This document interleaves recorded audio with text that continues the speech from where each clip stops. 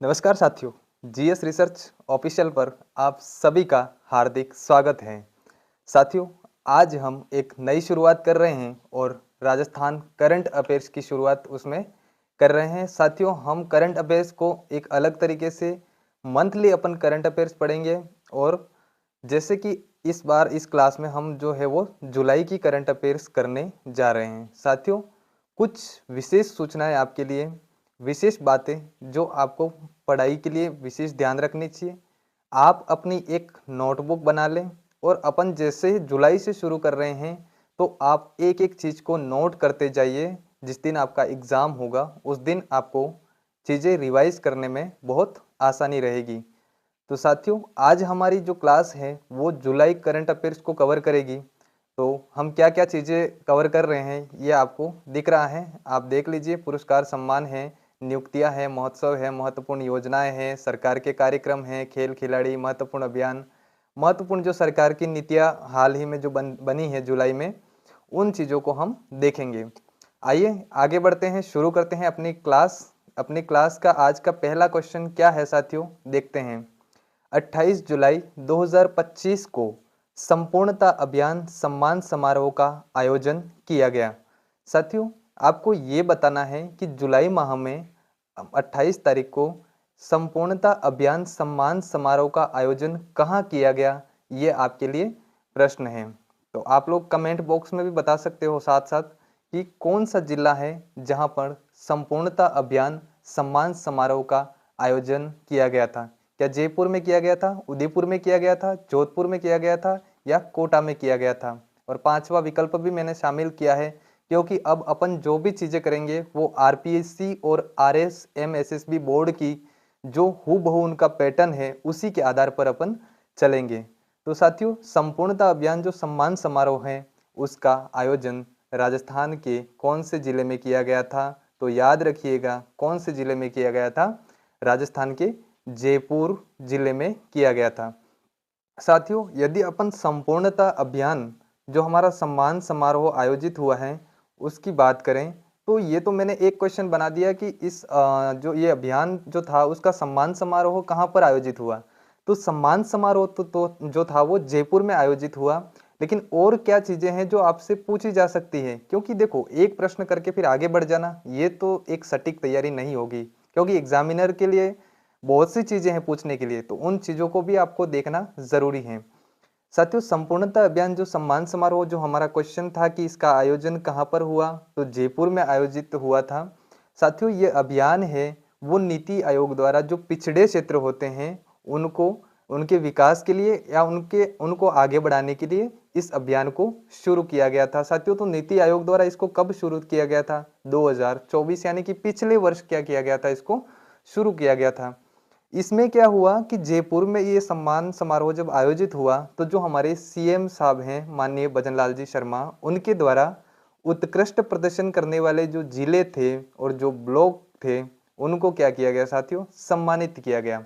आपके लिए यहाँ से एक 3 स्टार क्वेश्चन और बनता है साथियों कि जो आपको पता होगा, आपकी जानकारी के लिए मैं बता देता हूँ कि नीति आयोग है उसके द्वारा एक आकांक्षी जिला कार्यक्रम, आपको नीचे दिख भी रहा है, आकांक्षी जिला कार्यक्रम और आकांक्षी ब्लॉक कार्यक्रम नीति आयोग द्वारा चला रहा है। साथियों, आपसे ये भी पूछा जा सकता है कि आकांक्षी जिला कार्यक्रम कब चालू हुआ था, तो ये कब चालू हुआ था साथियों, 2018 में माननीय नरेंद्र मोदी जी जो प्रधानमंत्री है उनके द्वारा शुरू किया गया था। और ब्लॉक जो हमारा आकांक्षी ब्लॉक कार्यक्रम है ये कब शुरू हुआ, तो साथियों ये 2023 में शुरू हुआ। और इसमें राजस्थान के 27 ब्लॉक शामिल है। साथियों, राजस्थान के कितने ब्लॉक शामिल है, 27 ब्लॉक शामिल है। और आकांक्षी जो जिला कार्यक्रम है उसमें राजस्थान के 5 जिले शामिल है। साथियों, इस बात को अभी आप साथ साथ में ध्यान रखना। अब इस सम्मान समारोह में क्या किया गया कि ये जो कार्यक्रम चल रहे हैं उनके तहत जिन जिलों ने और ब्लॉकों ने सर्वश्रेष्ठ प्रदर्शन किया उनको क्या किया गया साथियों, सम्मानित किया गया। अब आपको यही देखना है कि सर्वश्रेष्ठ जिला इसमें कौन सा रहा, तो इसमें सर्वश्रेष्ठ जिला है वो हमारा कौन सा जिला रहा साथियों, करौली जिला रहा। और करौली को क्या स्वर्ण पदक दिया गया। और उसके साथ में ही याद रखना, अगर पूछ ले कि सर्वश्रेष्ठ ब्लॉक कौन सा रहा, तो हमारे जो 3 ब्लॉक हैं उनको प्रथम श्रेणी में रखा गया साथियों, जो एक तो जायल नागौर, कौन सा, जायल नागौर, रानी पाली और खेरवाड़ा उदयपुर, इन तीनों को स्वर्ण पदक मिला है। इनको तीनों को प्रथम स्थान पर रखा गया साथियों। तो यहां से क्या क्या क्वेश्चन बनते हैं, एक हमारा क्वेश्चन बना कि संपूर्णता अभियान सम्मान समारोह का आयोजन कहां पर किया गया, जो हमारा क्वेश्चन भी था, कहां पर किया गया साथियों, जयपुर में किया गया। इसके बाद इसमें जो सर्वश्रेष्ठ जिला रहा, जो आकांक्षी हमारा जिला कार्यक्रम है उसमें सर्वश्रेष्ठ जिला कौन सा रहा, तो याद रखना करौली रहा। कौन सा जिला रहा, करौली रहा। क्वेश्चन ये भी बन सकता है कि आकांक्षी जिला कार्यक्रम के अंतर्गत सर्वश्रेष्ठ प्रदर्शन किस जिले के द्वारा किया गया, आकांक्षी जिला कार्यक्रम के तहत सर्वश्रेष्ठ प्रदर्शन किस जिले द्वारा किया गया, तो इसका आंसर हो जाएगा करौली। इस प्रकार ब्लॉक का क्वेश्चन भी आपसे पूछा जा सकता है। तो तीनों ब्लॉक आपको ध्यान रखने हैं, जायल नागौर, रानी पाली और खेरवाड़ा उदयपुर। इस प्रकार अपना ये क्वेश्चन होता है पूरा। तो संपूर्णता अभियान सम्मान समारोह कहाँ आयोजित हुआ था साथियों, जयपुर में आयोजित हुआ था। इस बात को आप अच्छे से ध्यान रखिए और चीजें आप कॉपी में नोट करते जाइए। जैसे मुख्य मुख्य चीजें हैं कि भाई संपूर्णता अभियान सम्मान समारोह आयोजन हो गया, आयोजन जयपुर में हो गया। इसके बाद इसमें जो हमारा आकांक्षी जिला जो कार्यक्रम है, आकांक्षी जिला कार्यक्रम, उनको पुरस्कार वितरित किए गए। तो सब सर्वश्रेष्ठ जिला अपना उसमें कौन सा रहा, करौली रहा। सर्वश्रेष्ठ ब्लॉक कौन से रहे, तो जायल नागौर, रानीपाली, खेरवाड़ा उदयपुर, ये सर्वश्रेष्ठ ब्लॉक रहे। तो ऐसी चीजें आप पॉइंट टू पॉइंट नोट करते जाइए ताकि आपको रिवाइज करने में क्या होगी साथियों, आसानी होगी। आगे बढ़ते हैं, देखते हैं हमारा नेक्स्ट क्वेश्चन साथियों क्या है। साथियों नेक्स्ट क्वेश्चन है 21 जुलाई 2025 को राजस्थान उच्च न्यायालय के कौन से नंबर के हैं, ये आपको ध्यान रखना है। 43वें मुख्य न्यायाधीश के रूप में शपथ किसने ली है साथियों, ये आपको बताना है। न्यायमूर्ति कलपति राजेंद्रम श्रीराम, न्यायमूर्ति MM श्रीवास्तव, न्यायमूर्ति बलजिंदर सिंह, न्यायमूर्ति बिपिन गुप्ता या अनुत्तरित प्रश्न। तो साथियों इसका जो सही आंसर है वो है न्यायमूर्ति कलपति राजेंद्रम श्रीराम, ये इसका सही आंसर है। यानी कि राजस्थान हाईकोर्ट के 43वें नंबर के चीफ जस्टिस कौन बने हैं, न्यायमूर्ति कलपति राजेंद्रम श्रीराम, यानी कि KR श्रीराम। इनको शॉर्ट में आप ये देखोगे, इनका शॉर्ट नाम क्या हो जाएगा, KR श्रीराम हो जाएगा। क्या हो जाएगा साथियों, KR श्रीराम हो जाएगा। इसको भी आप लोगों को ध्यान रखना है। एक चीज मैं आपको और समझा देता हूं जो यहाँ पे हुई है। ये न्यायमूर्ति जो कलपति राजेंद्रम है, KR श्रीराम है, वो पहले कहाँ पर थे साथियों, कहाँ पर थे, मद्रास हाईकोर्ट के चीफ जस्टिस थे, यानी कि मुख्य न्यायाधीश थे। कौन से हाईकोर्ट के, मद्रास हाईकोर्ट के। अब आपको एक बात और बता दूं कि राजस्थान हाईकोर्ट के चीफ जस्टिस कौन थे, न्यायमूर्ति MM श्रीवास्तव थे। ये कहाँ थे, ये थे राजस्थान हाईकोर्ट में। कहाँ पर थे साथियों, ये राजस्थान हाईकोर्ट में क्या थे, चीफ जस्टिस थे। अब इन दोनों का आपस में क्या हो गया साथियों, ट्रांसफर हो गया। क्या हो गया, ट्रांसफर हो गया। यानी कि न्यायमूर्ति कलपति राजेंद्रम श्रीराम है वो राजस्थान हाईकोर्ट में आ गए, और जो हमारे न्यायमूर्ति MM श्रीवास्तव है वो कहाँ चले गए साथियों, मद्रास चले गए। तो एक बार एक अच्छी परीक्षा में ये प्रश्न पूछा गया कि राजस्थान उच्च न्यायालय के, जैसे अभी उस क्वेश्चन को अपन फॉर्मेट करें तो कैसे कर सकते हैं कि 21 जुलाई 2025 को न्यायमूर्ति कलपति राजेंद्रम श्रीराम राजस्थान उच्च न्यायालय के 43वें मुख्य न्यायाधीश बने हैं। वे इससे पहले कौन से उच्च न्यायालय में न्यायाधीश थे या मुख्य न्यायाधीश थे, तो आपको बताना है मद्रास हाईकोर्ट में क्या थे, उच्च मुख्य न्यायाधीश थे। तो इस टाइप से आप चीज़ों को याद रखिए ताकि आप बाकी लोगों से आगे निकल सको और बेहतर कर सको। साथियों इसकी एक्सप्लेनेशन एक बार अपन देख लेते हैं क्या है। राजस्थान उच्च न्यायालय की एक बात तो आपको याद रखनी है कि इनका नंबर कौन सा है साथियों, तो ये कौन से नंबर के हैं, 43 नंबर के मुख्य न्यायाधीश हैं हमारे। किसका स्थान लिया इन्होंने, आपको पता है MM श्रीवास्तव जी का स्थान इन्होंने लिया है। KR श्रीराम इससे पहले कहाँ थे, ये आप नोट कर लीजिए, कहाँ पर थे, मद्रास उच्च न्यायालय में थे साथियों। कहाँ पर थे, मद्रास उच्च न्यायालय के ये मुख्य न्यायाधीश थे। इन्होंने 21 जुलाई 2025 को क्या किया, हमारे 43वें मुख्य न्यायाधीश के रूप में क्या ली, शपथ ली। इनका कार्यकाल लगभग कितना है साथियों, 2 महीने है, क्योंकि ये 27 सितंबर को क्या हो जाएंगे, रिटायर हो जाएंगे। तो तब तक के लिए आप ध्यान रखिए, क्योंकि आपको मुख्य न्यायाधीश तो पता ही होने चाहिए क्रम से कि ये आए ये गए, सारा अपने को पता ही होना चाहिए। तो आप प्रत्येक महीने की करंट अफेयर्स नोट करते जाइए, आपके पास इतने शानदार नोट्स बन जाएंगे कि आपको कहीं भटकने की जरूरत नहीं पड़ेगी और जैसे ही एग्जाम होगा आप उसको 4-5 घंटों में पूरा आसानी से रिवाइज कर लोगे।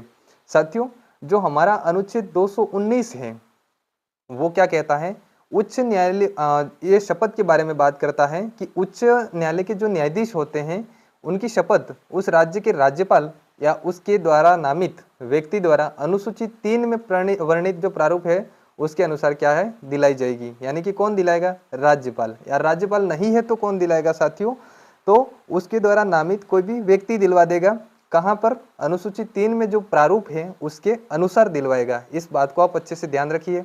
इसके बाद इनकी नियुक्ति की बात करें तो राष्ट्रपति द्वारा भारत के मुख्य न्यायाधीश तथा संबंधित राज्य के राज्यपाल के परामर्श के बाद क्या की जाएगी, इनके उच्च न्यायालय के मुख्य न्यायाधीशों की नियुक्ति की जाएगी। तो ये सारा आप स्क्रीनशॉट ले लीजिए। फिर अपन आगे बढ़ते हैं नेक्स्ट क्वेश्चन की ओर। यही क्वेश्चन है जो आपकी परीक्षा में बार बार मिलेंगे। एक तो 43वें मुख्य न्यायाधीश याद रख लीजिए, न्यायमूर्ति KR श्रीराम याद रख लीजिए, मद्रास हाईकोर्ट से आए ये याद रख लीजिए। इनको शपथ राज्यपाल दिलवाएंगे या फिर उनके द्वारा नामित व्यक्ति जो अनुसूची 3 में वर्णित प्रारूप है उसके अनुसार दिलवा देगा। या इनकी नियुक्ति की बात करें तो राष्ट्रपति करेंगे। सलाह या परामर्श किसकी लेंगे, तो उस मुख्य न्यायाधीश जो भारत का मुख्य न्यायाधीश है उसकी परामर्श लेंगे और जिस हाईकोर्ट में उनको नियुक्त कर रहे हैं उस राज्य के राज्यपाल से ये क्या करेंगे, परामर्श लेंगे। तो इस चीज को आप अच्छे से ध्यान रखिए। साथियों, ये करंट अफेयर्स की क्लास कोई भी एग्जाम आप ले लीजिए, first grade, second grade, REET, video, सारे कांस्टेबल सारे एग्जाम आप ले लीजिए, जिनमें भी राजस्थान का जो करंट अफेयर्स पूछा जाना है उन सभी के लिए ये क्लास महत्वपूर्ण होगी। साथियों, बढ़ते हैं आगे नेक्स्ट क्वेश्चन पे, देखते हैं नेक्स्ट क्वेश्चन हमारा क्या है। नेक्स्ट क्वेश्चन है साथियों, वर्तमान में राजस्थान उच्च न्यायालय में महिला न्यायाधीशों की संख्या कितनी है। आपको बताना है कि जो अभी हाई कोर्ट है उसमें महिला कितनी है, कितनी महिला न्यायाधीश हैं। तो साथियों मैं बता दूं, इसका जो सही आंसर हो जाएगा वो हो जाएगा वर्तमान में राजस्थान उच्च न्यायालय में महिला न्यायाधीशों की संख्या कितनी है साथियों, 4 हैं। आपको इस बात को अच्छे से ध्यान रखना है। अब मैंने ये क्वेश्चन क्यों बनाया, जुलाई करंट अफेयर्स में क्यों बनाया, उस चीज को आप समझिए। साथियों, हमारे यहाँ पर क्या हुआ कि उच्च न्यायालय में 7 नए न्यायाधीशों की नियुक्ति हुई। कब, 22 जुलाई को हुई। कितने, 7 हमने नए न्यायाधीश चुने। उसमें 6 तो हमने वकील कोटे से चुने थे, वकील कोटे से चुने। उसमें संदीप तनेजा, बलजिंदर सिंह, विपिन गुप्ता, संजीत पुरोहित, रवि चिरानिया, अनुरूप सिंघी, ये लोग आते हैं जिनको हमने वकील कोटे से चुना है। लेकिन साथियों, एक न्यायाधीश जो है उनको हमने न्यायिक अधिकारी कोटे से चुना है और वो कौन है, संगीता शर्मा। यानी कि ये क्या है साथियों, महिला है। पहले महिला न्यायाधीशों की संख्या कितनी थी साथियों, 3 थी। लेकिन संगीता शर्मा के आने के बाद महिला न्यायाधीशों की संख्या कितनी हो गई है, 4 हो गई है। और यही प्रश्न पहले परीक्षा में पूछ रखा है, इसलिए मैंने इस पर भी फोकस किया और ये प्रश्न लिया साथियों। यहाँ साफ लिख दिया है मैंने, संगीता शर्मा जी की नियुक्ति के बाद वर्तमान राजस्थान उच्च न्यायालय में महिला न्यायाधीशों की संख्या कितनी हो गई है, 4 हो गई है। चारों के आप नाम भी जानना चाहो तो कौन कौन है, रेखा बोराणा, शुभा मेहता, डॉक्टर नूपुर भाटी और संगीता शर्मा। ये 4 हमारे राजस्थान हाईकोर्ट में वर्तमान में महिला न्यायाधीश हैं। इस बात को आप अच्छे से ध्यान रखिए। चलते हैं नेक्स्ट क्वेश्चन पर, देखते हैं हमारा नेक्स्ट क्वेश्चन क्या है। साथियों, हमारा अगला क्वेश्चन है, 14 जुलाई 2025 को हुई राज्य मंत्रिमंडल की बैठक के निर्णय के बाद आरपीएससी में सदस्यों की संख्या 7 से बढ़ाकर कितनी कर दी गई। साथियों, आपको यह बताना है कि एक मंत्रिमंडल की बैठक हुई थी, उसके बाद आरपीएससी में जो सदस्य संख्या थी उसको बढ़ाया गया था। आप लोगों को यह बताना है कि 7 पहले थे, अब बढ़ाकर कितने सदस्य कर दिए गए हैं। साथियों, इंपॉर्टेंट क्वेश्चन है, याद रखिएगा। 7 से बढ़ाकर कितनी कर दी गई, तो 7 से बढ़ाकर 10 कर दी गई। यानी कि अब आरपीएससी में कितने सदस्य होंगे साथियों, तो आरपीएससी में 10 सदस्य होंगे। इस बात को आपको ध्यान रखना है। आरपीएससी में सदस्यों की संख्या 7 से बढ़ाकर 10 कर दी गई, ये बात तो आपको पता है। यह निर्णय जुलाई 2025 को राज्य मंत्रिमंडल ने लिया, इस बात को आप ध्यान रखिएगा। ऐसा निर्णय लेने का कारण क्या था साथियों, तो आरपीएससी में जो काम था क्या है, अधिक था और सदस्य क्या थे, कम थे। तो काम की अधिकता को देखते हुए आरपीएससी में क्या किया गया, ये निर्णय लिया गया। यानी कि सदस्य संख्या बढ़ाएंगे ताकि क्या है, काम कार्य समय पर और आसानी से पूरा हो सके। इस बात को आपको ध्यान रखना है। आरपीएससी में सदस्य संख्या परिवर्तित करने के लिए साथियों कुछ तो संशोधन करना पड़ेगा।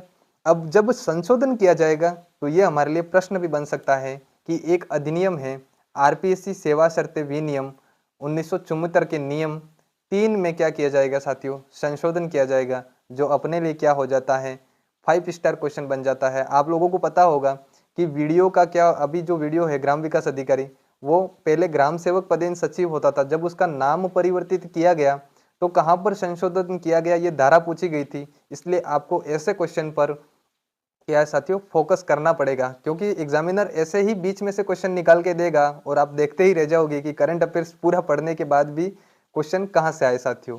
तो आरपीएससी में सदस्य संख्या परिवर्तित करने के लिए जो आरपीएससी सेवा की शर्तें विनियम 1974 के नियम 3(1) में क्या किया जाएगा साथियों, संशोधन किया जाएगा। इस बात को आप नोट कर लीजिए।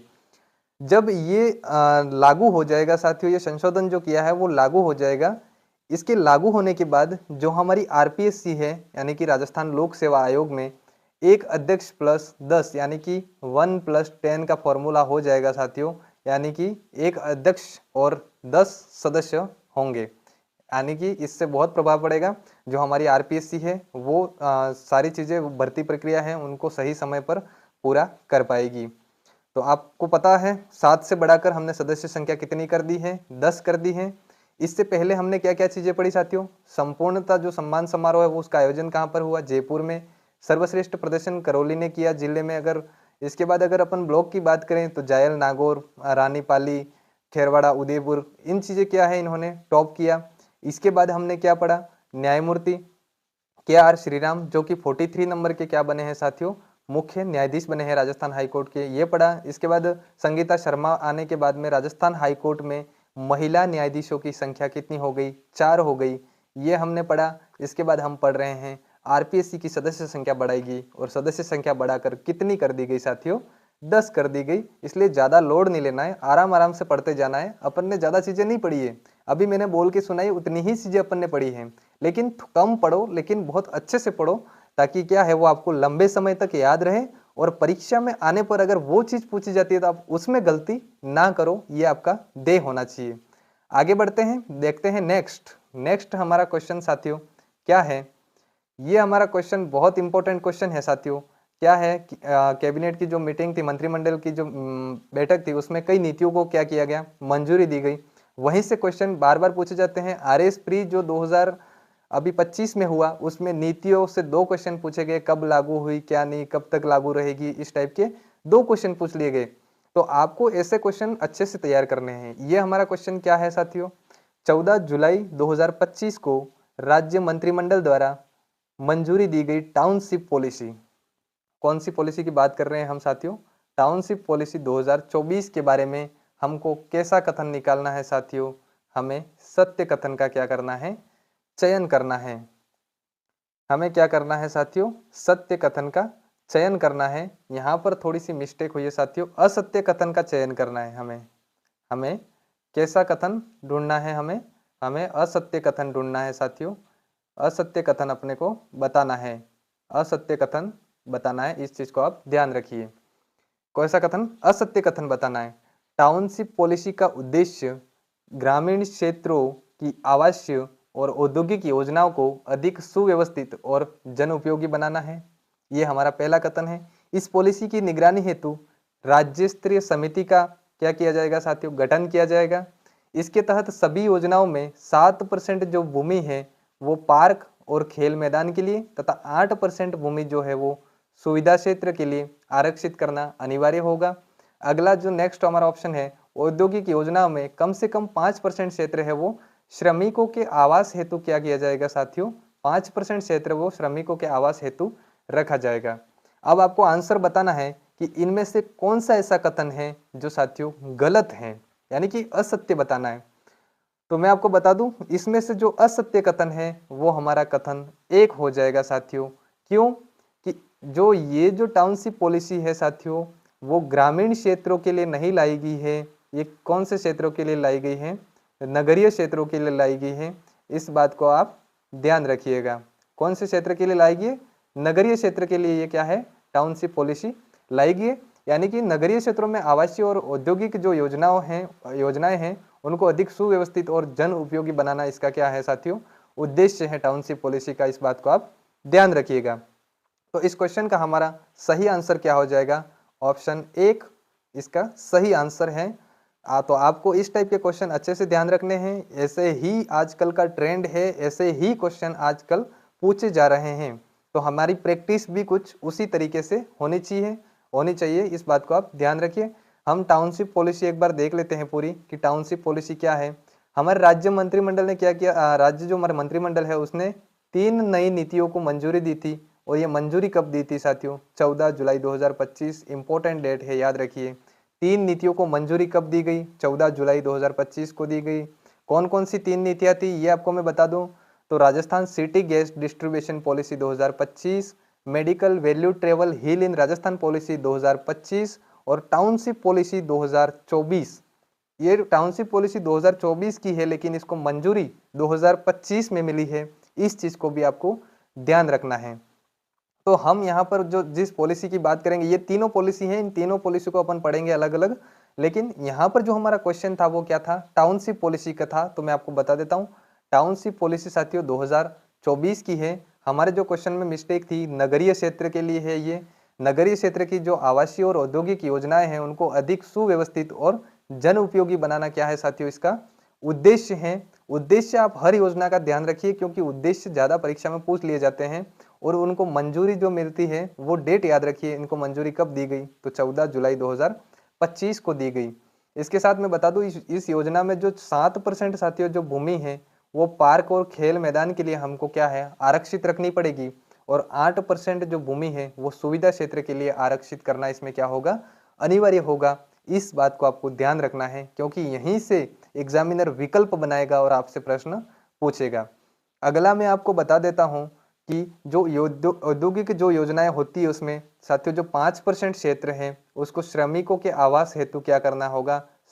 हमें रिजर्व रखना होगा। कितना? कम से कम 5% क्षेत्र को श्रमिकों के आवास, यानी कि श्रमिक जो होते हैं, काम करने वाले जो मजदूर होते हैं, उनके रहने ठहरने की व्यवस्था के लिए जो हमें 5% क्षेत्र है उसको आरक्षित रखना होगा।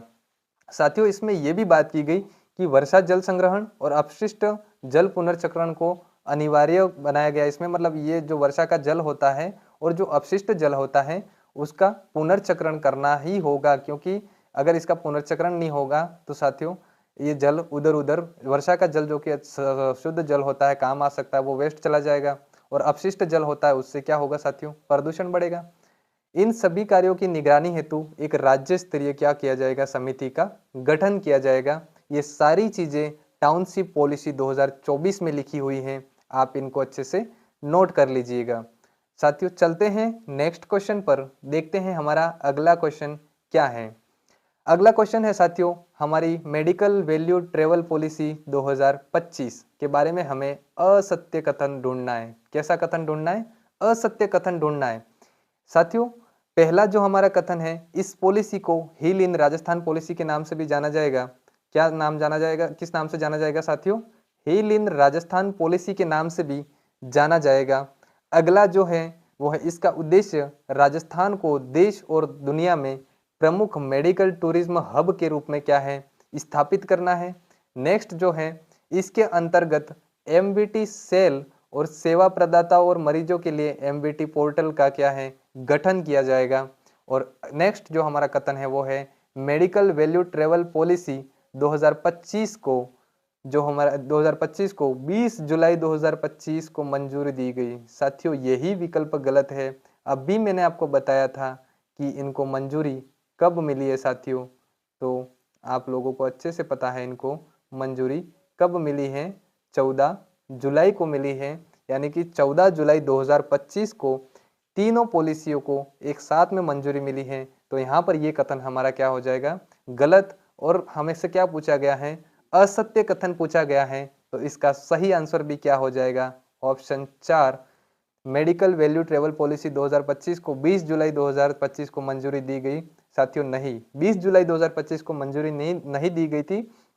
14 जुलाई 2025 को क्या है? मेडिकल वैल्यू ट्रेवल पॉलिसी 2025 को मंजूरी दी गई थी।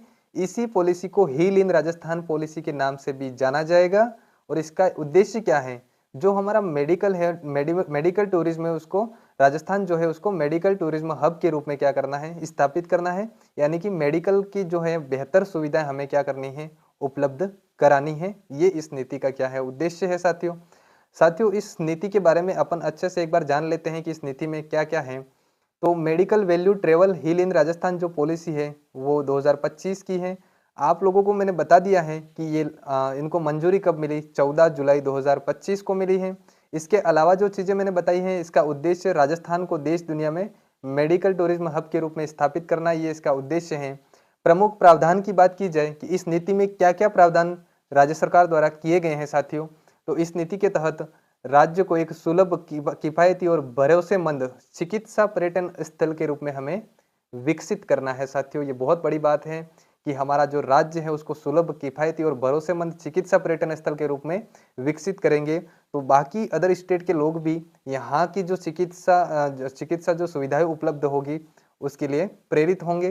तो ये ऐसा हब के रूप में हमें राजस्थान को स्थापित करना है, मेडिकल टूरिज्म हब के रूप में स्थापित करना है। ये इस पॉलिसी का उद्देश्य है।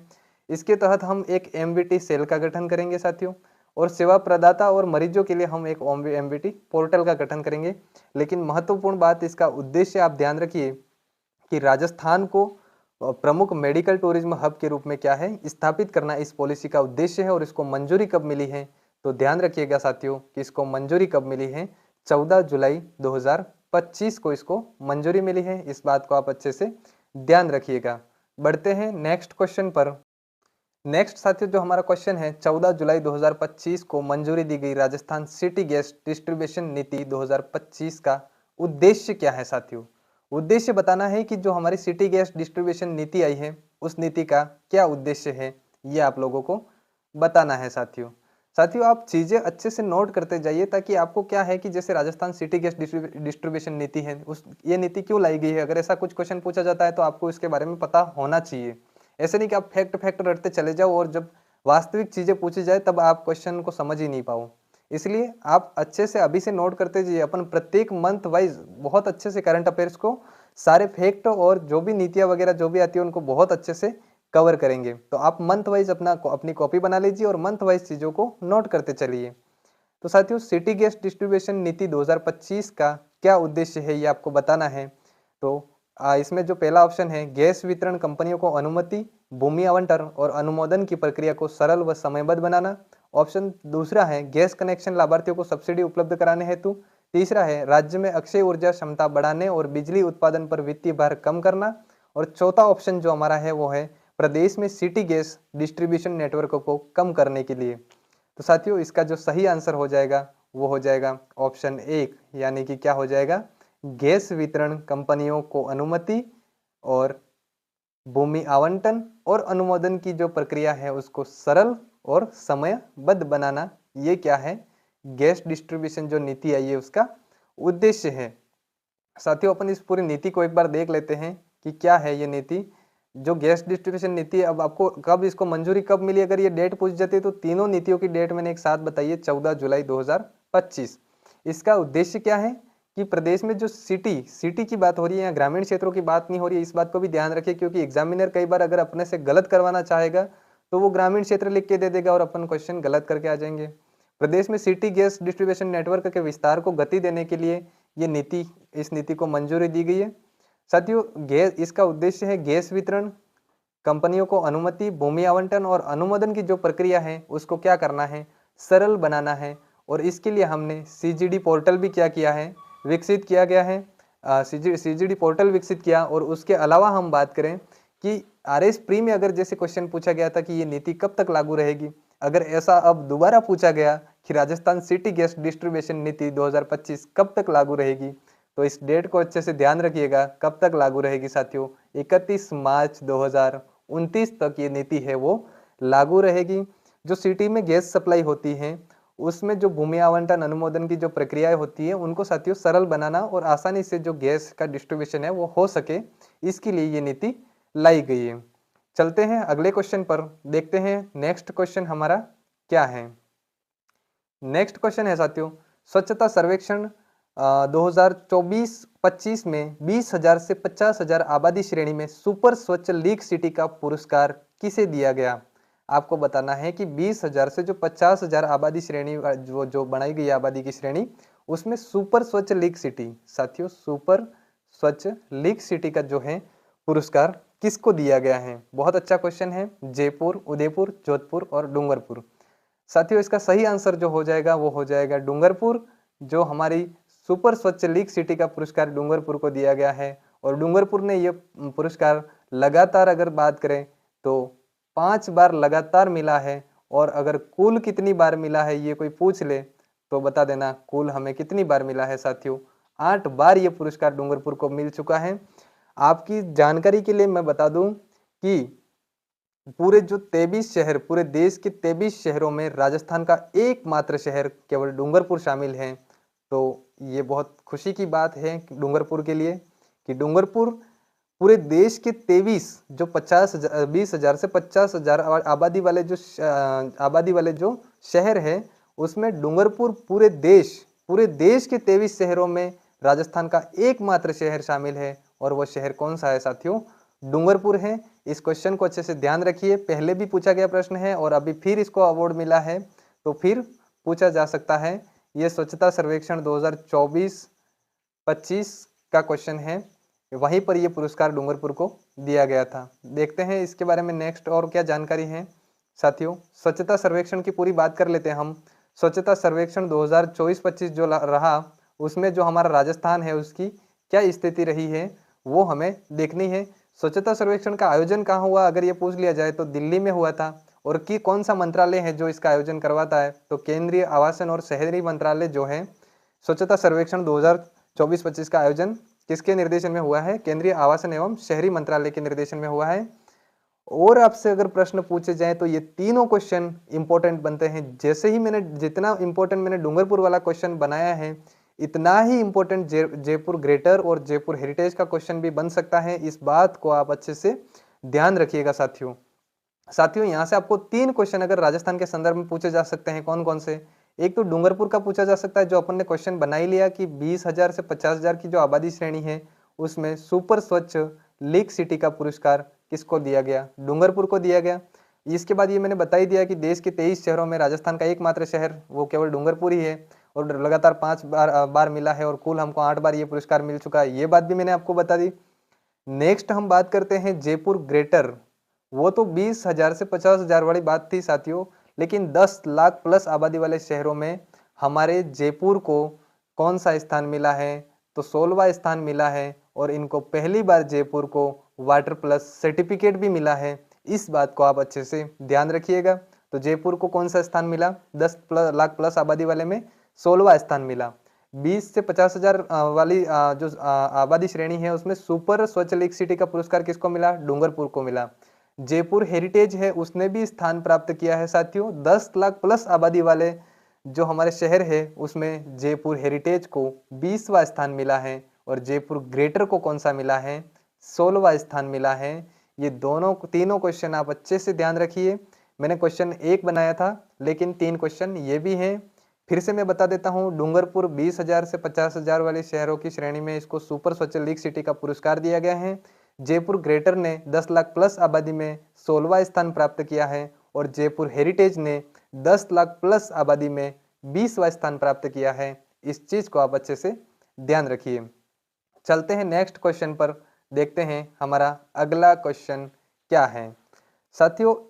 ट्रेवल एंड लेजर पत्रिका द्वारा जारी सूची में दुनिया के शीर्ष 5 पर्यटन शहरों में राजस्थान का कौन सा शहर शामिल है? साथियों राजस्थान का आपको खुशी होगी ये जानकर कि राजस्थान का एक ऐसा शहर जो पूरी दुनिया में टॉप 5 में शामिल है। ऐसा कौन बता रहे हैं? तो आप ध्यान रखिए, ट्रेवल एंड लेजर पत्रिका बता रही है। और हमारा जो जयपुर शहर है साथियों, जो हमारा जयपुर शहर है वो ट्रेवल एंड लेजर पत्रिका द्वारा जो सूची जारी की गई है दुनिया के टॉप शहरों की, उसमें टॉप 5 में जयपुर को क्या मिली है साथियों? जगह मिली है। तो राजस्थान का कौन सा शहर शामिल है टॉप 5 में? जयपुर शामिल है। देख लेते हैं और इसके बारे में क्या जानकारी है साथियों। इसके बारे में जानकारी है कि ये सूची कौन जारी करता है? तो ये सूची किसने जारी की? ट्रेवल एंड पत्रिका। एक बार ऐसे भी प्रश्न पूछा गया साथियों कि स्वच्छ शहरों की सूची जारी की गई और उसमें राजस्थान जयपुर में 5वां स्थान प्राप्त किया।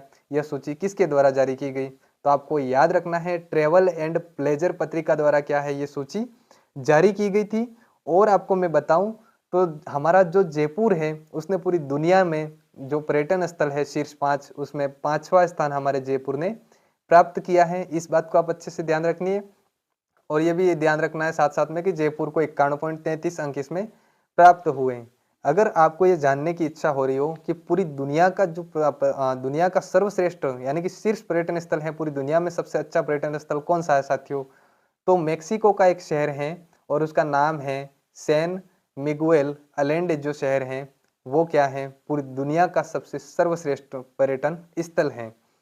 आगे बढ़ते हैं, देखते हैं नेक्स्ट हमारा कौन सा क्वेश्चन है साथियों।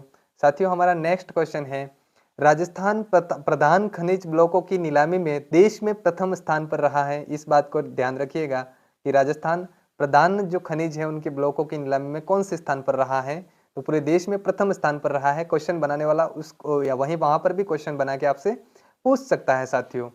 साथियों अब तक राजस्थान ने कुल कितने ब्लॉकों की नीलामी कर दी है? प्रथम स्थान पर तो रहा है लेकिन अब तक कितने ब्लॉकों की नीलामी कर दी है? 111, 103, 109 या 121? बताइए कितने ब्लॉकों की नीलामी कर दी है साथियों। तो मैं आपको बता दूं साथियों, अभी तक राजस्थान ने कुल 103 ब्लॉकों की क्या है नीलामी कर दी है। इसके बारे में आप और अधिक जानना चाहते हो तो ये है साथियों कि राजस्थान ने अब तक 103 जो ब्लॉक हैं उनकी क्या कर दी है, नीलामी कर दी है। ब्लॉकों की प्रधान जो खनिज ब्लॉक है उनकी नीलामी करने में हमारा राजस्थान ने प्रथम स्थान प्राप्त किया है पूरे देश में। यानी कि जो खनिज है उनको नीलाम करने में, जो ब्लॉक है उनको नीलाम करने में राजस्थान पहले स्थान पर रहा है। और अब तक कितने ब्लॉक अगर नीलाम किए ये आपसे पूछा जाए तो 103 ब्लॉक नीलाम कर दिए हैं। और यहाँ तक क्या आप ये जानना चाहते हो कि नई सरकार के आए 18 महीने हो गए साथियों और नई सरकार ने 64 ब्लॉक नीलाम किए हैं। अब तक कितने नई सरकार ने कितने किए हैं? 64 किए हैं। लेकिन आपसे प्रश्न जो पूछे जाने की संभावना है वो टोटल कितने ब्लॉक जो है खनिज के वो नीलाम किए गए हैं यही पूछा जाएगा। और कितने हैं? 103। और पूरे 103 ब्लॉक नीलाम करने के साथ में हमारे राजस्थान ने पहला स्थान पूरे देश में प्राप्त किया है। और आगे बढ़ते हैं, देखते हैं नेक्स्ट क्वेश्चन। नेक्स्ट क्वेश्चन हमारा क्या है साथियों? साथियों 27 जुलाई 2025 को कौन से नंबर का है ये भी ध्यान रखिए। आजकल एग्जामिनर के कोई भरोसे नहीं है। 76 नंबर के राज्य स्तरीय जो वन महोत्सव है, राज्य स्तरीय वन महोत्सव है उसका आयोजन किया गया साथियों। कौन से शहर में राज्य स्तरीय वन महोत्सव का आयोजन किया गया? तो राज्य स्तरीय वन महोत्सव का आयोजन कहाँ पर किया गया साथियों? जयपुर में किया गया। कहाँ पर किया गया? जयपुर में किया गया। देखते हैं वन महोत्सव की जो और जानकारी है। वन महोत्सव का आयोजन कहाँ पर किया गया साथियों? ये तो मैंने आपको बता दिया कहाँ पर किया गया, जयपुर में किया गया। उद्घाटन इसका कहाँ पर हुआ? जगत गुरु जो रामानंद राजस्थान संस्कृत विश्वविद्यालय है वहां पर इसका उद्घाटन हुआ। सीएम ने इस अवसर पर सिंदूर का पौधा लगाया और ड्रोन से बीजारोपण किया। इस बात को भी आप ध्यान रखिए क्योंकि कभी कभी क्या है जब कथन बना दिए जाते हैं तब क्या हो जाती है साथियों, मिस्टेक हो जाती है। इसलिए ऐसी बातों को भी पढ़ना जरूरी है। जब आप तैयारी कर ही रहे हो अच्छे से समय लेके तो सारी चीजों को अच्छे से पढ़ते चलिए ताकि आपका सिलेक्शन जो है वो आसानी से सुनिश्चित हो सके साथियों। और मैं बता दूं कि इसमें हम एक बात और आप याद रखिए कि हरियाली तीज के अवसर पर राज्य भर में एक दिन में हमने 2.5 करोड़ पौधे लगाए थे। ये अपने आप में एक रिकॉर्ड है तो ध्यान रखिए। पूछ भी लिया जा सकता है कि हरियाली तीज के अवसर पर राज्य ने एक दिन में कितने पौधे लगाने का रिकॉर्ड बनाया, ऐसे पूछा जा सकता है क्वेश्चन। तो कौन से स्तर का हमारा जो वन महोत्सव था, राज्य स्तरीय वन महोत्सव, वो कौन से नंबर का था साथियों? 76 नंबर का था। और इसका आयोजन कहाँ पर किया गया साथियों? जयपुर में किया गया। इस बात को अच्छे से ध्यान रखिएगा। आगे बढ़ते हैं, देखते हैं नेक्स्ट क्वेश्चन। नेक्स्ट जो हमारा क्वेश्चन है वो है वन संरक्षण के लिए अमृता देवी बिश्नोई पुरस्कार 2023 किसे दिया गया साथियों? साथियों आप लोगों को ये बताना है कि अमृता देवी बिश्नोई पुरस्कार 2023 जो है वो किसको दिया गया है। तो आप लोगों के सामने ऑप्शन है, आपको बताना है कि अमृता देवी बिश्नोई पुरस्कार किसे दिया गया है। साथियों जो अमृता देवी बिश्नोई पुरस्कार 2023 है वो मैं आपको बता दूं अजीत सिंह छिंचास को दिया गया है। अजीत सिंह छिंचास को दिया गया है। किसके लिए दिया गया है? वन संरक्षण के लिए। साथियों इसके बारे में अपन पूरा देख लेते हैं कि अमृता देवी बिश्नोई पुरस्कार है वो कितने लोगों को दिया गया है। तो 3 लोगों को दिया गया है। एक है अजीत सिंह जी छिंचास, लक्ष्मणगढ़ से, उनको वन संरक्षण के लिए दिया गया है। एक है डॉक्टर गौरीशंकर शर्मा, इनको वन्य जीव संरक्षण के लिए दिया गया है। और एक है हमारे गोविंद भारद्वाज जी, जिन्होंने 3257 नीलगाय, मोर और 800 से अधिक अन्य छोटे पशु पक्षी की जान बचाई। इसके लिए उनको अमृता देवी बिश्नोई पुरस्कार 2023 दिया गया है। तो आपसे पूछा जा सकता है कि अमृता देवी बिश्नोई पुरस्कार किसे दिया गया? तो आपको 3 लोगों को याद रखना है कि अजीत सिंह छिंचास, डॉक्टर गौरीशंकर शर्मा और गोविंद भारद्वाज, इन 3 लोगों को क्या दिया गया है? अमृता देवी बिश्नोई पुरस्कार दिया गया है। साथियों देखते हैं नेक्स्ट हमारा क्वेश्चन है 11 जुलाई 2025 को विश्व जनसंख्या दिवस पर राज्य स्तरीय समारोह, हमारे राज्य में जो राज्य स्तरीय समारोह विश्व जनसंख्या दिवस पर हुआ वो उसका आयोजन कहाँ पर हुआ, ये पूछा गया है। साथियों इसका आंसर मैं बता देता हूँ आपको कि राज्य स्तरीय जो जनसंख्या दिवस राज्य स्तरीय जो समारोह था जनसंख्या दिवस का, उसका आयोजन कहाँ पर हुआ? जयपुर में हुआ। और हम जनसंख्या दिवस कब मनाते हैं? आप सभी को पता है हम जनसंख्या दिवस कब मनाते हैं? 11 जुलाई को जनसंख्या दिवस मनाते हैं। साथियों इस समारोह में क्या क्या हुआ वो हम देख लेते हैं कि जनसंख्या दिवस का जो राज्य स्तरीय समारोह है वो हमने जयपुर में मनाया। और हम आपको पता ही है 11 जुलाई को हम क्या मनाते हैं? विश्व जनसंख्या दिवस मनाते हैं। और इस बार जो हमारा जो विश्व जनसंख्या दिवस था उसकी जो थीम थी साथियों वो इम्पोर्टेंट है, इसको नोट कर लीजिएगा, इम्पोर्टेंट है। माँ बनने की उम्र वही जब तन और मन की तैयारी सही। ये बात साथियों बिल्कुल सही है, विचारणीय बात है कि माँ बनने की उम्र वही जब तन और मन की तैयारी सही। साथियों इस कार्यक्रम के जो मुख्य अतिथि थे वो हमारे चिकित्सा एवं स्वास्थ्य मंत्री कौन है? गजेंद्र सिंह खीवसर है, वो क्या थे? इसके मुख्य अतिथि थे। साथियों जब जो विश्व जनसंख्या दिवस मनाया गया तो उसके लिए हमारे जिले में हमारे राज्य में कुछ जिला पुरस्कार थे वो क्या किया गया? वितरित किए गए। जैसे कि जिला स्तर पर अगर परिवार कल्याण के लिए कोई पुरस्कार दिया गया तो उसमें किसको दिया गया? बांसवाड़ा जिले को दिया गया है। जिला स्तर पर परिवार कल्याण यानी कि परिवार नियोजन के लिए जो पुरस्कार किसको दिया गया साथियों? बांसवाड़ा जिले को दिया गया है। अगर आपको पूछा जाए कि निजी चिकित्सालय श्रेणी में किसको, मतलब प्राइवेट हॉस्पिटल में किसको दिया गया, तो आपको याद रखना है कि हरिओम हॉस्पिटल जो उदयपुर है उसको निजी चिकित्सालय श्रेणी में पुरस्कार दिया गया है। सर्वश्रेष्ठ सर्जन या नसबंदी, ये इंपॉर्टेंट भी है साथियों, सर्वश्रेष्ठ सर्जन नसबंदी जो डॉक्टर मनोज अरोड़ा हैं उनको भी पुरस्कार मिला। और एनजीओ श्रेणी में FRSH जो है इंडिया, उस एनजीओ को यह पुरस्कार मिला। और आशान्वित ब्लॉक श्रेणी में पूछा जाए तो निम्बाहेड़ा ब्लॉक जो कि चित्तौड़गढ़ जिले में है उसको ये पुरस्कार मिला। तो मेरे हिसाब से 2 इंपॉर्टेंट है, जिला स्तर पर परिवार कल्याण एवं नियोजन के लिए जो पुरस्कार है वो बांसवाड़ा को मिला है। और सर्वश्रेष्ठ सर्जन जो है वो नसबंदी वो किसको मिला है? डॉक्टर मनोज अरोड़ा को ये पुरस्कार मिला है। ये 2 चीजें याद रखिए। थीम आपको बता दी मैंने, माँ बनने की उम्र वही जब तन और मन की तैयारी सही। विश्व जनसंख्या दिवस हम 11 जुलाई को मनाते हैं।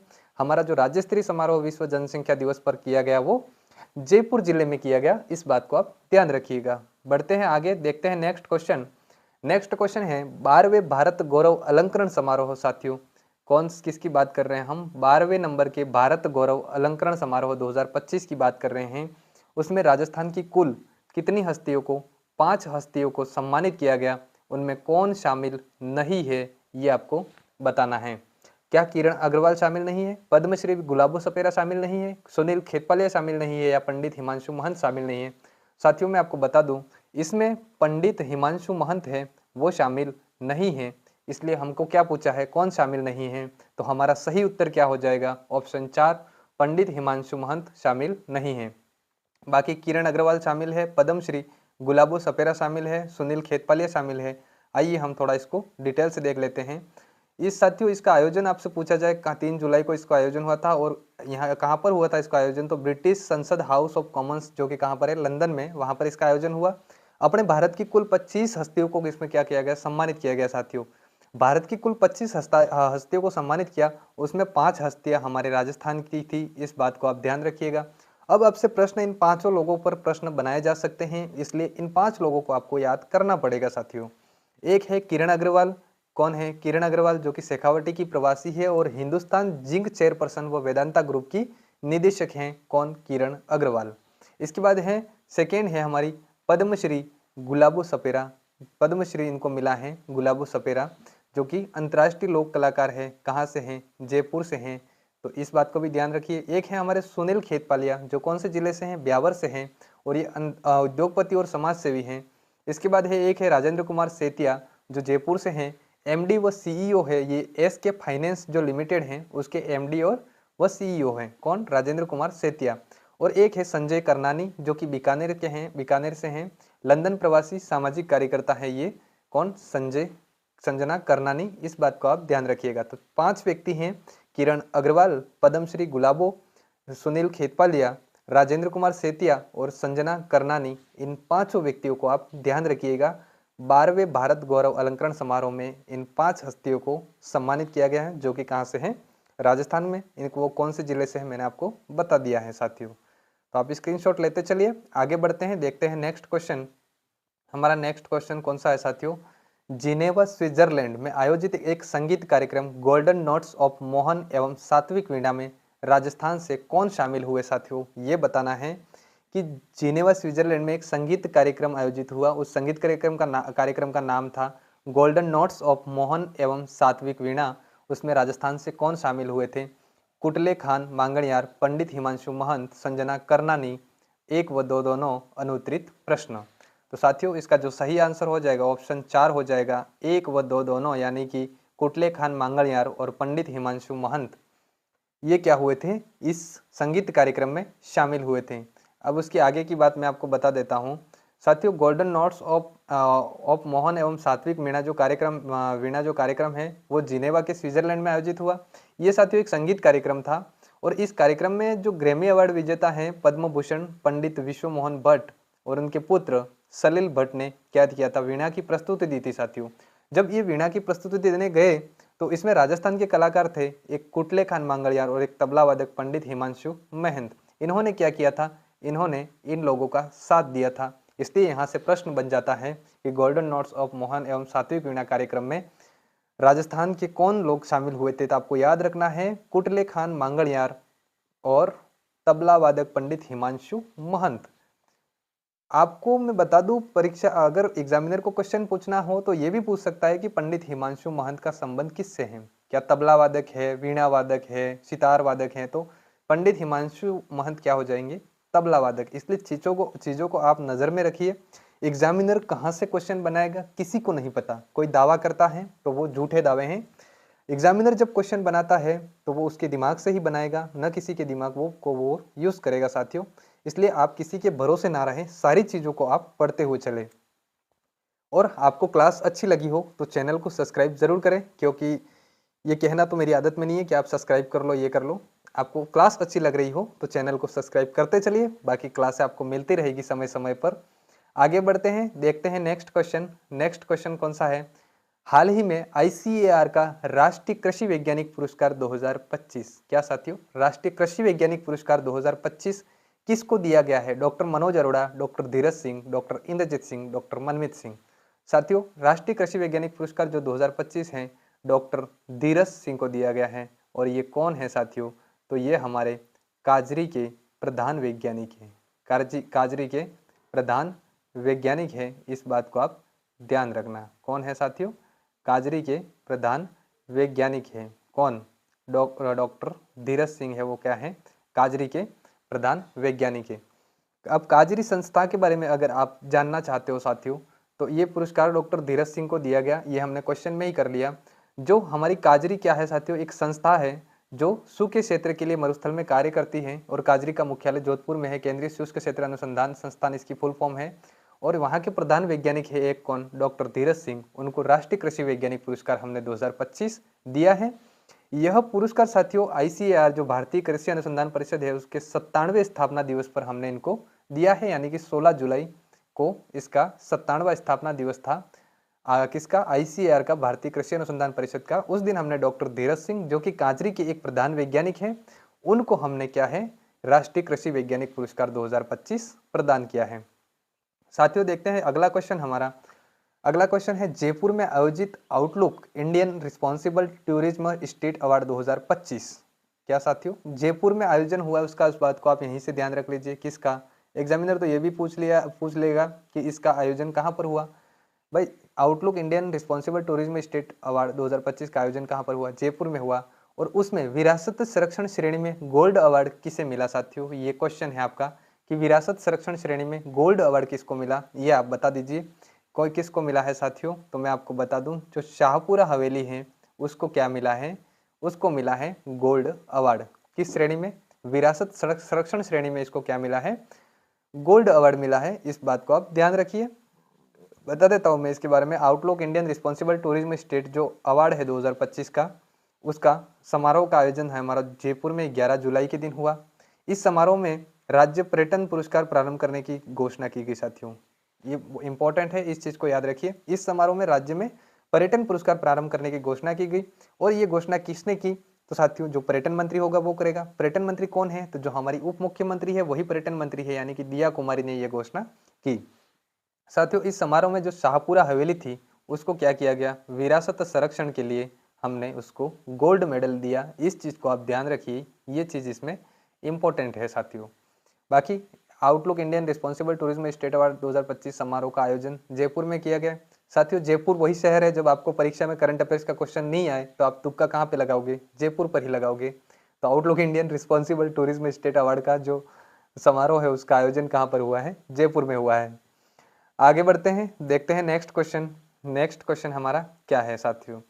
साथियों एक जिला एक उत्पाद ODOP यानी कि वन डिस्ट्रिक्ट वन प्रोडक्ट 2024 पुरस्कार समारोह में राजस्थान को कौन सा पदक मिला है। पदक बताना है कि इसमें राजस्थान को कौन सा पदक मिला है। स्वर्ण पदक मिला है, रजत पदक मिला है, कांस्य पदक मिला है, या स्वर्ण पदक व कांस्य पदक दोनों मिले हैं। तो साथियों इसमें जो राजस्थान को पदक मिला है वो कांस्य पदक मिला है। इस बात को आप ध्यान रखिए, ज़्यादा बड़ी इंफॉर्मेशन नहीं है इस क्वेश्चन में। एक जिला एक उत्पाद में राजस्थान को कांस्य पदक मिला है। और इस समारोह का आयोजन कहाँ हुआ था, नई दिल्ली में हुआ था। वन जिला एक उत्पाद जो समारोह, इसका आयोजन नई दिल्ली भारत मंडपम में हुआ था और उसमें राजस्थान को कांस्य पदक मिला है। साथियों आगे बढ़ते हैं, देखते हैं नेक्स्ट है 14 जुलाई 2025 को प्रारंभ टाटा पावर का घर घर सोलर अभियान। किसने शुरू किया है, टाटा पावर ने। और क्या है घर घर सोलर अभियान। इस अभियान का साथियों क्या उद्देश्य है, आपको बताना है क्या उद्देश्य है। आवासीय छतों पर सौर पैनल लगाने को किफायती व सुलभ बनाना, सरकारी विद्यालय पर सौर पैनल लगाने से संबंधित है, कुआं पर सौर पैनल लगाने को किफायती बनाना है, प्रत्येक घर को फ्री में सोलर कनेक्शन उपलब्ध कराना है, या अनुत्तरित प्रश्न। साथियों मैं आपको बता दूं इसका जो सही आंसर हो जाएगा वो हो जाएगा ऑप्शन 1, आवासीय छतों पर सौर पैनल लगाने को किफायती व सुलभ बनाना। ये किसका उद्देश्य है, घर घर सोलर अभियान का क्या है साथियों, उद्देश्य। इसके बारे में और अधिक जानकारी, टाटा पावर का जो घर घर सोलर अभियान है वो 14 जुलाई 2025 को शुरू होता है। कहाँ से शुरू होता है, तो साथियों याद रखिएगा जयपुर से शुरू होता है। और इसका आयोजक कौन था, तो Tata power renewable energy limited जो थी इसकी आयोजक थी। इसका उद्देश्य जो है वो आवासीय छतों पर सौर पैनल लगाने को किफायती और सुलभ बनाना, यानी कि जो हम घरों पर जो आवासीय जो घर होते हैं उनके ऊपर जो छत पर जो सौर पैनल लगाते हैं उनको किफायती व सुलभ बनाना, यानी कि इस सुविधा को सरल बनाना, ये इसका उद्देश्य है साथियों। साथियों आगे बढ़ते हैं, देखते हैं नेक्स्ट क्वेश्चन। नेक्स्ट हमारा क्वेश्चन है सृजन की सुरक्षा अभियान। साथियों क्या है, सृजन की सुरक्षा अभियान की शुरुआत निम्न में से किसके द्वारा की गई। क्या राजस्थान राज्य विधिक सेवा प्राधिकरण द्वारा की गई, जिला विधिक सेवा प्राधिकरण द्वारा की गई, महिला एवं बाल विकास विभाग द्वारा की गई, या राज्य महिला आयोग द्वारा की गई। साथियों जब ऐसा क्वेश्चन आएगा तो आपको लगेगा कि सारे के सारे क्वेश्चन ऑप्शन एक जैसे दिखते हैं, तो आप तैयारी सटीक करिए, क्योंकि एग्जामिनर ऑप्शन बहुत कठिन बना सकता है। क्वेश्चन कितना भी सरल हो लेकिन आप ऑप्शन में हमेशा कंफ्यूज हो सकते हैं। तो ये कौन सा अभियान है साथियों, सृजन की सुरक्षा अभियान। और इसको किसने शुरू किया है, राजस्थान राज्य विधिक सेवा प्राधिकरण द्वारा शुरू किया गया है। और यह राजस्थान राज्य विधिक सेवा प्राधिकरण कहाँ पर है साथियों, आपसे पूछा जाए तो ध्यान रखना ये कहाँ पर है, जयपुर में है साथियों। इसके अलावा इसके बारे में और जानकारी मैं आपको बता दूं, साथियों, जो सृजन की सुरक्षा अभियान है उसकी शुरुआत राजस्थान राज्य विधिक सेवा प्राधिकरण जयपुर द्वारा की गई, यही हमारा क्वेश्चन था। इसका उद्देश्य है बालिका जन्म को क्या करना है, प्रोत्साहित करना है और पर्यावरण संरक्षण करना है तथा बालिका के जन्म पर 11 पौधे लगाना क्या है इसका उद्देश्य है। इस चीज को आप ध्यान रखिए, यानी कि पर्यावरण संरक्षण के भी होगा और बालिका जन्म को हम प्रोत्साहन भी करेंगे। कौन सा अभियान? सृजन की सुरक्षा अभियान। आगे बढ़ते हैं, देखते हैं नेक्स्ट क्वेश्चन। नेक्स्ट हमारा क्वेश्चन है, ये बहुत ही चर्चा का विषय है और मुझे लगता है यहाँ से क्वेश्चन आने की संभावना पूरी है साथियों। झालावाड़ स्कूल हादसे के बाद डांग, मगरा और मेवात क्षेत्र विकास योजनाओं में सरकारी भवन मरम्मत हेतु अनुमत राशि 15% से बढ़ाकर कितनी कर दी साथियों? अच्छा क्वेश्चन है, इंपॉर्टेंट क्वेश्चन है, पूछे जाने की संभावना है और उसके साथ ही मैं आपको एक क्वेश्चन और बताऊंगा जो पूछे जाने की संभावनाएं बनती है साथियों। आप लोगों को बता दूं, मैं ये राशि 15% से बढ़ाकर साथियों कितनी कर दी गई है, तो सीधा बता देता हूं कितनी कर दी गई है। 20% कर दी है, यानी कि सरकारी स्कूलों और भवनों से अब इन जो योजनाएं चल रही हैं, डांग जो क्षेत्रीय विकास कार्यक्रम चल रहे हैं, डांग क्षेत्र कार्यक्रम, मगरा क्षेत्रीय कार्यक्रम, मेवात क्षेत्रीय कार्यक्रम, वहां से पहले 15% राशि है वो भवन में मरम्मत के लिए काम में ली जाती थी। अब वो 20% राशि है वो भवनों के निर्माण के लिए उपयोग ली जाने के लिए अनुमति मिल गई है साथियों। साथियों, इसके बारे में अपन और जानकारी देखें तो इसके बारे में जो और जानकारी है वो है, झालावाड़ स्कूल हादसा साथियों एक मार्मिक घटना थी जिसमें 7 बच्चे मारे गए। 25 जुलाई 2025 की ये घटना है साथियों। पिपलोई गांव था जो कि झालावाड़ जिले का था, जिसमें 7 मासूम बच्चों की हत्या स्कूल गिरने से हो गई थी। हम राजस्थानियों के लिए ये बहुत 25 जुलाई एक बहुत बुरा दिन था, यानी कि एक मार्मिक घटना थी, दिल बहला देने वाली घटना थी साथियों। साथियों, फिर भी अपने लिए इम्पोर्टेंट है क्वेश्चन। झालावाड़ स्कूल हादसे के बाद भवनों की सुरक्षा सुनिश्चित करने हेतु सरकार ने कुछ इंपॉर्टेंट डिसीजन लिए साथियों, और उस डिसीजन में मैं आपको बताऊं तो डांग, मगरा और मेवात क्षेत्र जो है उसकी विकास योजनाओं में सरकारी भवन हेतु मरम्मत राशि 15% से बढ़ाकर साथियों कितनी कर दी, तो 20% कर दी। ये इन क्षेत्रों में जो 15% राशि जो उपयोग कर सकते थे भवन मरम्मत के लिए, उस राशि को बढ़ाकर 20% कर दिया। और जो अब विधायक स्थानीय क्षेत्रीय विकास कोष है, यानी कि कौन सी योजना साथियों? MLA LAD. कौन सी? एमएलए लेड, यानी कि माननीय विधायक को जो पैसे मिलते हैं, क्षेत्रीय विकास कोष होता है जो माननीय विधायक का, उसकी राशि का जो 20% जो राशि है, 20% राशि है वो किसी सरकारी स्कूल आंगनवाड़ी भवन की जो मरम्मत है उसके लिए उपयोग की जा सकती है। अब पहले यह क्या है, ये ऐसा प्रावधान नहीं था साथियों। तो अब इस चीज़ को भी आप ध्यान रखिए कि जो एमएलए लेड जो कोष है वहाँ से 20% राशि है वो भवनों के जो सरकारी भवन हैं उनके मरम्मत के लिए दी जा सकती है, खासकर सरकारी स्कूल जो आंगनवाड़ी है उन भवनों की मरम्मत के लिए दी जा सकती है। ये दोनों क्वेश्चन मेरी नज़र में बहुत इंपॉर्टेंट है, आप इनको ध्यान रखिएगा साथियों। साथियों, आगे बढ़ते हैं, देखते हैं नेक्स्ट क्वेश्चन। नेक्स्ट है क्वेश्चन है हमारा, देश के पहले राजकीय कन्या सैनिक विद्यालय। साथियों, हमारे यहाँ पर सैनिक विद्यालय तो पहले ही खुल गए हैं, लेकिन यह कौन सा विद्यालय है? कन्या सैनिक विद्यालय है। उसका लोकार्पण कहाँ पर किया गया है साथियों? तो साथियों मैं बता दूं, देश के पहले या देश का पहला है तो फिर राजस्थान की परीक्षाओं के लिए तो ये इंपॉर्टेंट 100% हो जाता है। आप लगा लीजिए 100%, ये चपने वाला क्वेश्चन है साथियों। साथियों, देश का पहला राजकीय कन्या सैनिक विद्यालय जिसका लोकार्पण कहाँ पर किया गया, तो कहाँ पर किया गया है? ध्यान रखिए, बीकानेर में किया गया है। और इसके बारे में अधिक जानकारी चाहिए तो देश के पहले कन्या सैनिक विद्यालय का कहाँ पर? जयमल सर, बीकानेर। अब मैं आपको बता दूं, बीकानेर में लूणकरण सर, जयमल सर, ऐसे बीकानेर में बहुत गांव है, तो आपको उन गांवों के नाम लिख के भी पूछ सकता है कि ये जो कन्या सैनिक विद्यालय है वो पहला, देश का पहला है, कहाँ पर इसका लोकार्पण किया गया? तो याद रखिएगा, जयमल सर, बीकानेर में इसका लोकार्पण किया गया है। साथियों, इस कन्या सैनिक विद्यालय का नाम क्या रहेगा? तो पूज्य रामी देवी राम नारायण राठी बालिका सैनिक विद्यालय क्या रहेगा इसका नाम रहेगा। इस चीज को आप अच्छे से ध्यान रखिए। उसके साथ ही मैं आपको बता देता हूँ, क्लास अच्छी लगी हो तो आप लाइक कीजिए, शेयर कीजिए। अपना जुलाई मंथ अभी कंप्लीट नहीं हुआ है, अपन एक क्लास और करेंगे, कुछ इंपॉर्टेंट क्वेश्चन और कुछ वन लाइनर फैक्ट जो बचे हुए हैं और जो स्पोर्ट्स का जो मटेरियल है वो अपन अगली क्लास में शामिल करेंगे।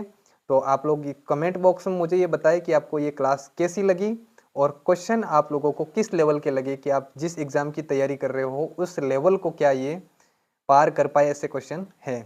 तो आप लोग कमेंट बॉक्स में ज़रूर बताइएगा। आशा है मुझे क्लास आप लोगों को पसंद आएगी। Thank you. मिलते हैं नेक्स्ट क्लास में।